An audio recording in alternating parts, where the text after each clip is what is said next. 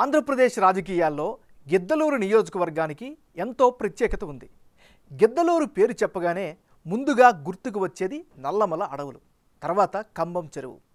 గతంలో నక్సల్స్ ప్రాబల్య ప్రాంతం. స్వతంత్ర సమరయోధుడు ఉయ్యాలవాడ నరసింహారెడ్డికి గిద్దలూరుతో అనుబంధం ఉంది. శ్రీకృష్ణదేవరాయల కాలంలో నిర్మించిన దేవాలయాలు చాలానే ఈ ప్రాంతంలో కనిపిస్తాయి. వర్షం పడితే వజ్రాలు కూడా దొరుకుతాయి అన్న ఉద్దేశంతో వజ్రాల వేటకు వెళ్ళే ప్రజలు మనకి ఇక్కడ కనిపిస్తారు. కాపు, రెడ్డి, యాదవ, బలిజ కులస్తులు అధికం. ఆర్మీ ఉద్యోగులు గిద్దలూరు నుంచి అధిక సంఖ్యలో ఉన్నారు. ఇంతటి ప్రాధాన్యం ఉన్న గిద్దలూరు రాజకీయాలు కూడా ఆసక్తికరంగానే సాగుతుంటాయి. ఇక్కడ నేతను జనం నమ్మితే గంపగుత్తగా ఓటు వేస్తారు అనడానికి గత ఎన్నికలే నిదర్శనం.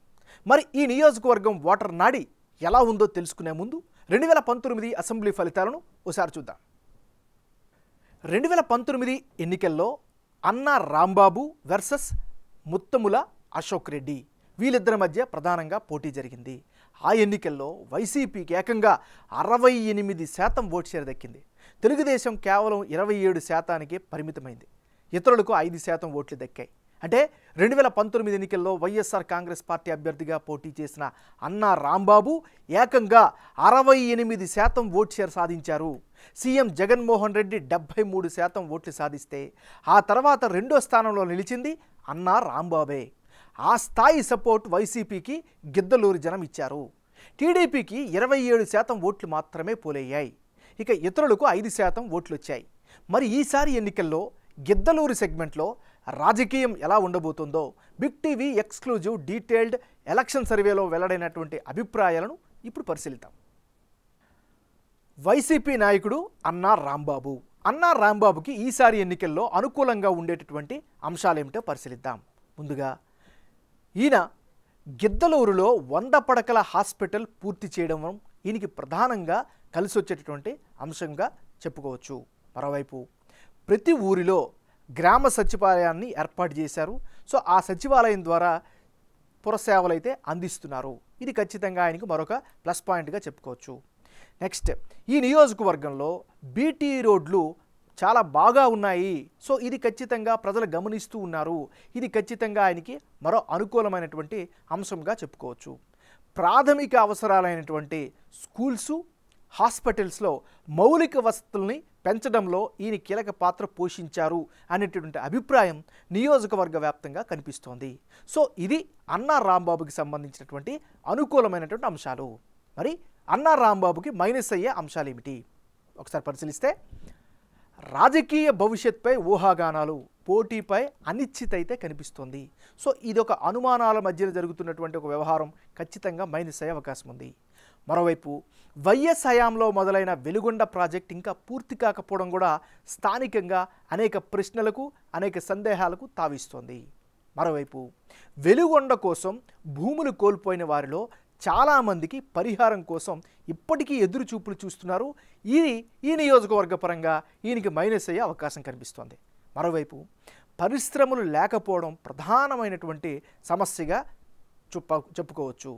మరోవైపు 2019 సమయంలో యువతకి ఎక్కువ ఉద్యోగాలు కల్పిస్తాము అని మాట ఇచ్చారు. కానీ ఉపాధి కోసం యువత వలసబాట పడుతున్నారు. ఇది మైనస్. ఇది ఈయనకి సంబంధించినటువంటి ప్లస్లు, మైనస్లు. వైఎస్ఆర్సీపీకి చెందినటువంటి నాయకుడు కారుమూరి రమణారెడ్డి. మరి కారుమూరి రమణారెడ్డికి అనుకూలమైనటువంటి అంశాలు ఏమిటి పరిశీలిస్తే, వైఎస్ మరణం తర్వాత పార్టీగా అండగా ఉన్నటువంటి వ్యక్తి కారుమూరి. దీంతో పార్టీలో ఈయనకి మంచి అండదండలైతే కనిపిస్తున్నాయి. మరోవైపు 10 ఏళ్ల క్రితమే లేబర్స్ కోసం గిద్దలూరులో రాజన్న క్యాంటీన్ ఏర్పాటు చేశారు. తద్వారా పేద ప్రజల్లో మంచి పేరునైతే ఈయన సంపాదించుకున్నారు. అన్నదానం కమిట్మెంటు. సో ఈయనకి ఖచ్చితంగా జనాల్లో అయితే మంచి పాజిటివిటీ అయితే కనిపిస్తుంది. ప్రతిరోజు 1000 మందికి భోజనాలని ఆయన అందిస్తూ వస్తూ ఉన్నారు. సో ఖచ్చితంగా భోజనం చేసినటువంటి ప్రతి ఒక్కరు కూడా ఈయన ఖచ్చితంగా గుర్తుపెట్టుకునే అవకాశం ఉంది. నియోజకవర్గ ప్రజల్లో అయితే అన్ని రకాలుగా ఈయన పట్ల మంచి పేరైతే కనిపిస్తుంది. ఇది కారుమూరి రమణారెడ్డికి సంబంధించినటువంటి అనుకూలమైనటువంటి అంశాలు.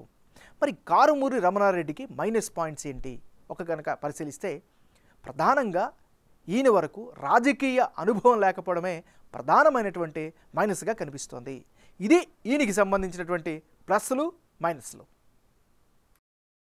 వైసీపీకి చెందినటువంటి నాయకుడు ఐవి రెడ్డి. మరి ఐవి రెడ్డికి అనుకూలమైనటువంటి అంశాలు ఏమిటి పరిశీలిస్తే 2019లో గిద్దలూరు అసెంబ్లీ వైసీపీ ఇన్ఛార్జిగా పనిచేసినటువంటి అనుభవం ఈయనకి ఖచ్చితంగా రాజకీయంగా కలిసి వచ్చేటువంటి ఫ్యాక్టర్గా కనిపిస్తోంది. మరోవైపు పార్టీ కేడర్తో నేతలతో మంచి సత్సంబంధాలనైతే కొనసాగిస్తున్నారు. ఇది రాజకీయంగా మరో అనుకూలమైనటువంటి అంశం. పార్టీని నియోజకవర్గంలో ప్రమోట్ చేయడంలో అందరికంటే ముందుంటున్నారు. ఇది ఐవి రెడ్డికి సంబంధించినటువంటి అనుకూలమైనటువంటి అంశాలు. మరి ఐవి రెడ్డికి మైనస్ పాయింట్స్ ఏమిటి? ప్రత్యర్థులను ఎంతవరకు తట్టుకుంటారు అనేటటువంటి అనుమానం అయితే సర్వత్రా వ్యక్తమవుతుంది నియోజకవర్గంలో. ఇదే ప్రధానమైనటువంటి మైనస్.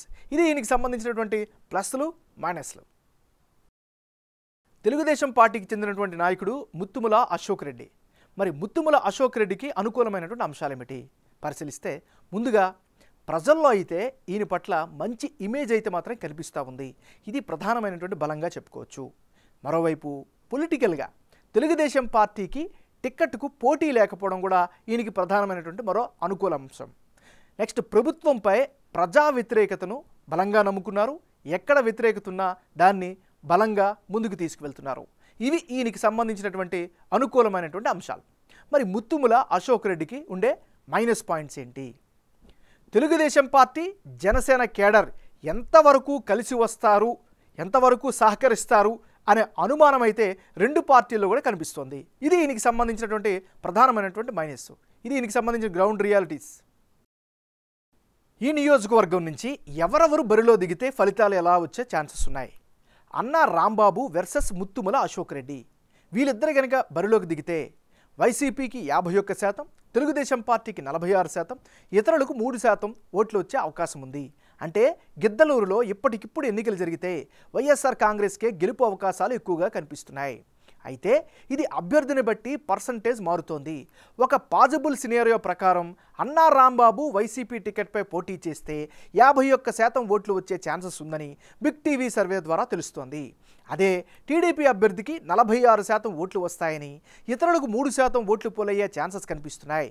గిద్దలూరు వైసీపీ కంచుకోటగా మారడంతో ఇదే ఫలితం రిపీట్ అయ్యే అవకాశాలే ఎక్కువగా కనిపిస్తున్నాయి. సంక్షేమ పథకాల అమలు కూడా అధికార పార్టీ ఓట్లను పెంచుతోంది.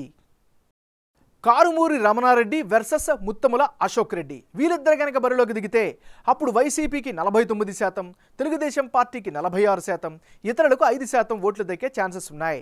అంటే వైసీపీ నుంచి అన్నా రాంబాబు పోటీపై అనిశ్చితి ఉండడం, ఆయన జనసేనలోకి వెళ్తారు అన్న ప్రచారం ఊపందుకోవడంతో వైసీపీలో కారుమూరి రమణారెడ్డి పేరు తెరపైకి వచ్చింది.